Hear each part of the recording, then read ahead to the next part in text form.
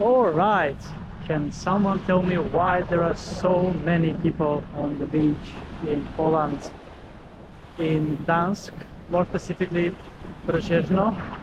Now, I was forced to move away from on the other side of the Brzeźno port because as you can see the pier over there. On the other side, it is completely full of people. It is so many people as you walk across the beach. So I just found this more peaceful place over here, just 100 meters from the pier, as such, next to these beach sports activities.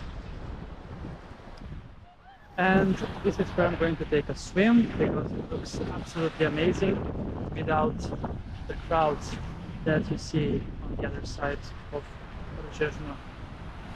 So let's check out the water here in the Baltic Sea on this 12th of August 2024.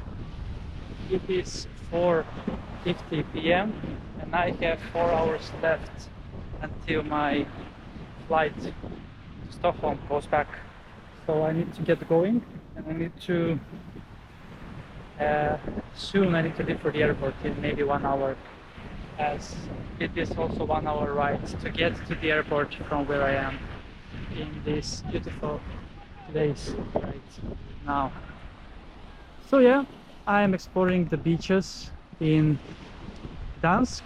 I was walking from Sopot to Gdansk and I'm now at Brzezno after passing earlier Sopot beach and Jelitkovo beach. So yeah, don't let this side fool you. If you just go 100 meters in that direction, it is full house indeed. Crowds everywhere. The same was actually in Sopot beach. So few of the beach spots that are close to the public transport especially are so crowded on a Monday. Today is Monday, so, and it is not even 5 p.m. So but it is definitely summer months, and summer people have vacations obviously. But I would not come back in Gdansk in August. I would come next time in autumn or spring when there is nobody on the beach, and because I definitely enjoy also cold temperatures in the sea, which is not the case today, as we have 21 degrees Celsius in the sea, same as in the air, 21. And not so many people are in the water because people might think that this is a cold temperature, but it is definitely not for experienced beach adventurers like myself. So yes, you can see the Brzezno pier over there. That is for free to enter, compared to the Sopot pier that I can see from here, that costed 10 zloty, around 2 euros to enter. This one over here is for free, but it's also smaller than Sopot one for sure. So yes, this is the beach spot next to Brzezno Beach and port, but it's actually part of the beach as well, as it is basically the same beach that continues along the coast, and it's right next to. So this spot is between Brzeźno and Jelitkovo Beach for sure. All right, then let's get swimming with my last swim of today. Hopefully, let's see. Let's go.